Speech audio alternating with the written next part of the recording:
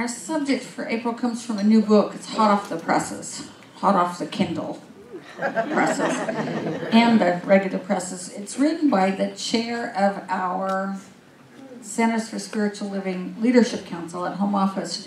Her name is Tracy Brown, and she is a licensed practitioner from the Center for Spiritual Living, Dallas. And the name of her book is Stained Glass Spirit, Becoming a Spiritual Community Where Oneness Does Not Require Sameness. I love that title. I love the image of stained glass spirit. You know, it's, when you think about a stained glass window, all the pieces and all the colors and all the textures are necessary to the whole, right? So I want to begin today with the idea of diversity. And the first thing I want to say about diversity is that it simply is. Diversity is a biological fact, right? It includes all the ways we're different from one another. Every person here contributes to the diversity of this community and to the diversity of life on our planet, because none of us is just like anybody else. We're all different. We all have differences. Diversity exists everywhere. How many of you have big dogs? How many of you have little dogs? There are white dogs and black dogs and brown dogs and gray dogs and spotted dogs and male dogs and female dogs and really hairy dogs and not so hairy dogs, right? They're all dogs. And how many of you grow flowers in your yard? What would it be like if they all looked exactly the same? It'd be pretty dull, right? And how about food? What if it were all the same texture and the same color? Ugh. We have to have juicy orange and crispy green and, you know, vibrant red and all those colors of food that we eat. The health nuts tell us to eat the rainbow, so we'll make sure we're getting all the nutrients we need. In all of those places, the differences are expected, respected, and included, right? It's kind of interesting that we don't seem always to be able to do that with human beings.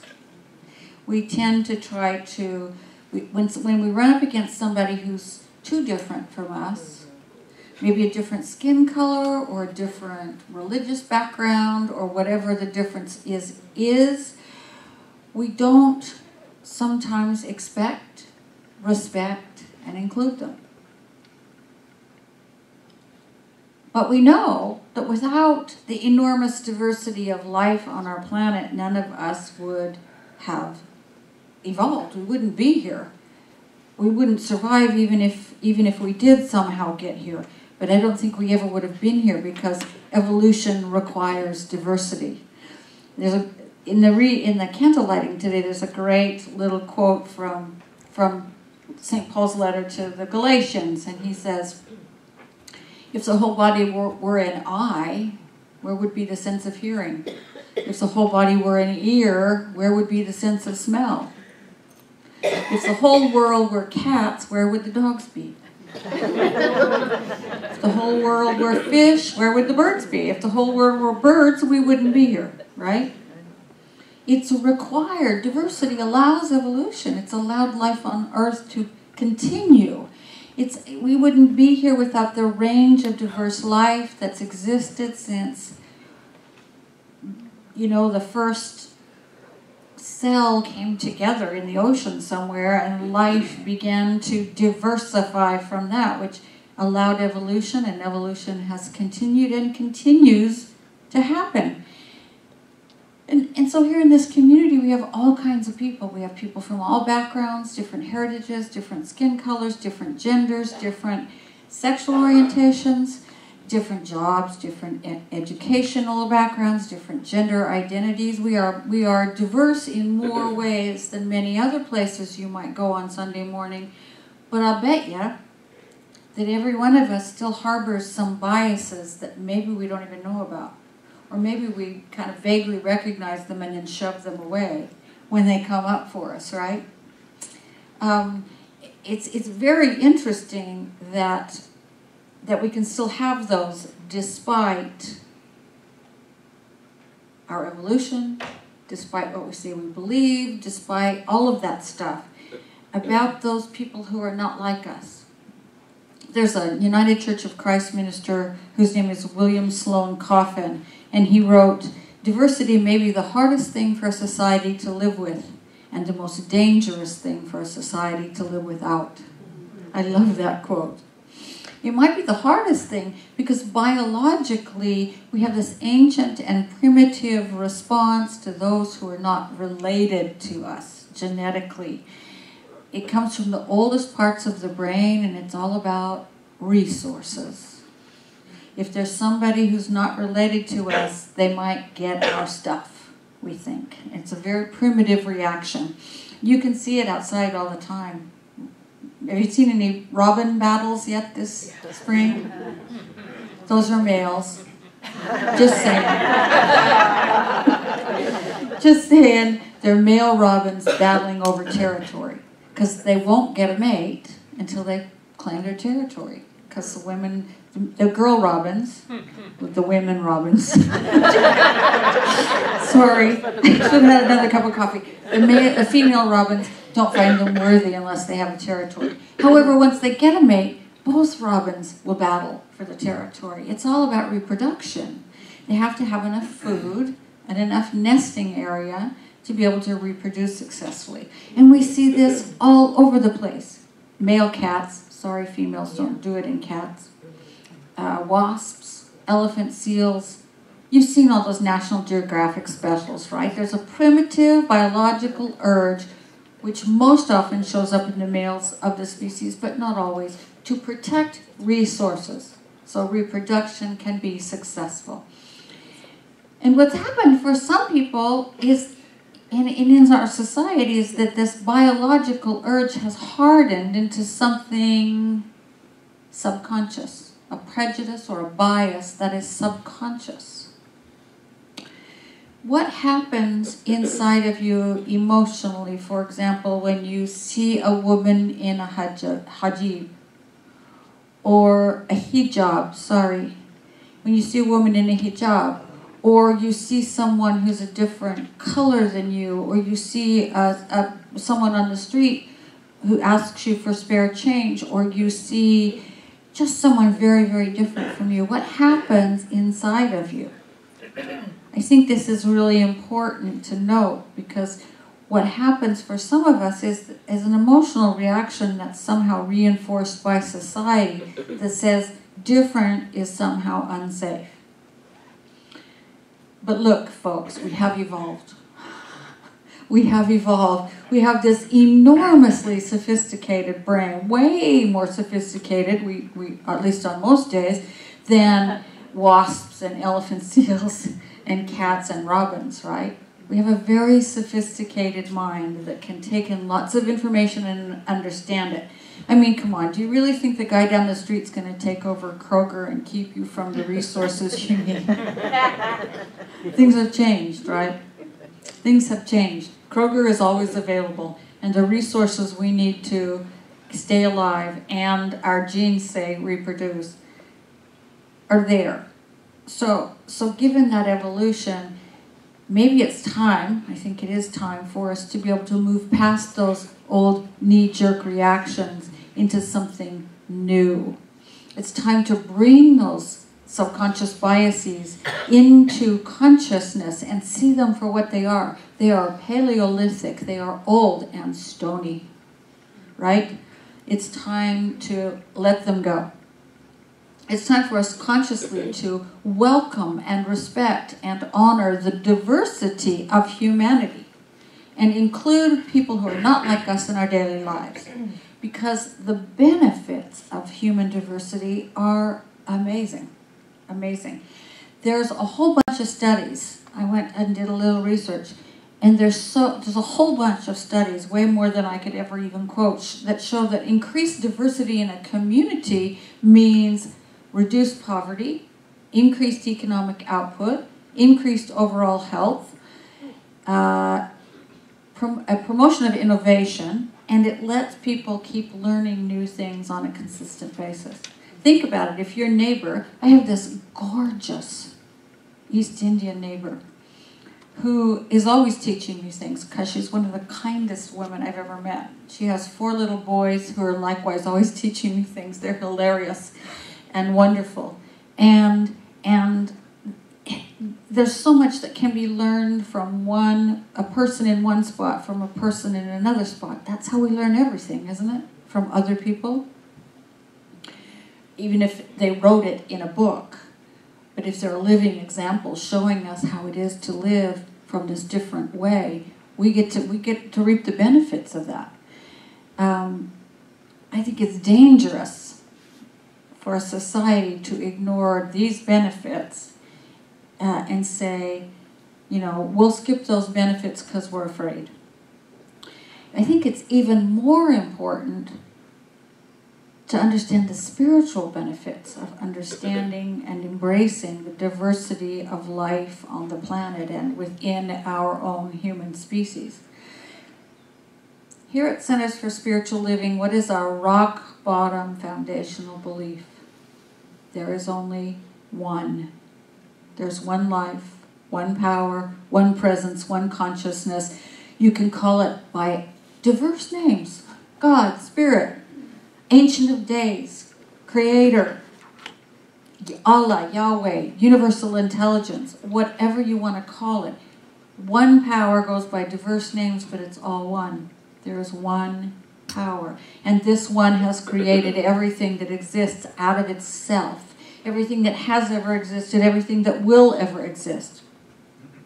In today's reading, our founder, Ernest Holmes, reminds us everything in the universe is a unique individualization or expression of the one. The one thing that is the cause of all things. So there's no 2 blades of grass that are alike, no 2 grains of sand, no 2 thumbprints, no 2 of anything are alike. And nothing ever exactly reproduces any other thing. Which means that the ultimate cause is pressing against every individualization, flowing through it or him or her, and that every event in the finite has infinite possibility behind it. That's a pretty crystal clear statement of this oneness that I'm talking about. So in spiritual truth, there is no other. There could never be one separate from us, right? There can be no other. Because in expression, all of us seeming individuals are part of this one thing that is the cause of all things. Calling it something else, calling it other, doesn't make it so. If the foot should say, I'm not a hand, so I don't belong to the body, that would not make it any less a part of the body. If the ear should say, because I'm not an eye, I do not belong to the body, does not make it any less a part of the body. So any one of us saying, you, because you're not like me, do not belong to the body, does not make it true. When we try to draw a distinction between us and any other human being, whether they're a Muslim or Jew or black person or Hispanic person or gay person or lesbian person or homeless person or transgender person or person from another country, it doesn't matter. We have missed the point, the spiritual point. The spiritual point is what all the mystics have said forever. We are all one. We're one with life. We're one with each other. We do not survive without each other. So if we're going to live our spiritual truth, we have to really get this. We have to choose to give every person we meet, no matter what the circumstances, respect and honor and compassion. The same respect and honor and compassion our left hand gives to our right. The same respect and honor and compassion we would give to our children or our sisters or our brothers. We have to choose to give someone who is not like us the same respect and honor and compassion we give to those we hold in the highest regard. Because to do otherwise is dangerous, spiritually, emotionally, and societally. Those might be strong words, but I really believe that it's true from a spiritual viewpoint, to cut somebody out of the diameter of God. We say, okay, well, some people are here, but you're not, because you're too different, so you stand outside this circle of the one. That can't be true. It cannot be true. No one is outside the purview of the one thing that is the cause of all things. It cannot be true. And it's dangerous for our spiritual health not to realize this. Because the danger is if we can cut that person out of the one, guess who else we can cut out? We can cut ourselves out of that one. And I don't know about you, but it took me a long, long, long time to get myself believing I was in that circle to begin with. Do you know what I mean? It took me a long, long time to believe that I was worthy to be part of the body of God. Why would I want to mess with that?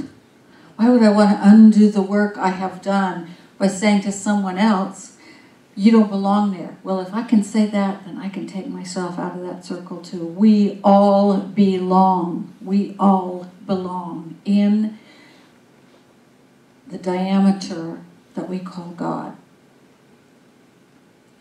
Why would we want to do anything that would do anything other than strengthen that sense of oneness with all existence? And to strengthen it, we have to consciously include everything in its orbit. We have to consciously include all people, all life, all air, all empty space, all everything. If God is infinite, it contains everything. Everything. Everything is the one thing that is the cause of all things, the infinite one that includes and contains everything. So living a spiritually aware, spiritually awake, spiritually mature life requires us to go there. It requires us to work at including everything in this diameter. Creating a spiritually aware society requires it of us. Creating our great mission, which is posted out there, a world that works for everyone, requires it. It requires it. It requires us to acknowledge that diversity is. It always has been. It's biological. It's neutral. It is the reality of life on our planet. So in today's reading, Ernest Holmes points out the thought, or not, no, it's another Ernest Holmes quote. The thought of God must be the cause of all that really exists. And as there are many existing things, there must be many thoughts in the mind of the infinite. This is logical to suppose, for an infinite mind would necessarily conceive an infinite variety of ideas. Hence the world of multiplicity, or many things. But the world of multiplicity does not contradict the world of unity, for the many live in the one. All the many. Every single one of the many. So it becomes ours to adjust our attitudes, to be willing to have the emotional response and say, this is all baggage. I know that underneath this emotional response, this fear, this, oh my God, he's going to shut down Kroger and I won't get food, whatever it is, we have to be willing to look underneath it and say, wait a minute, there is only one. And that must include this person, that must include this group of people, that must include this gender, that must include everything I see, everything around me, everywhere I look. It must. So it requires us to adjust our attitude and to welcome and honor the diversity that we see among human beings, among birds, among dogs, among stones on the beach, among stars, among leaves on the trees.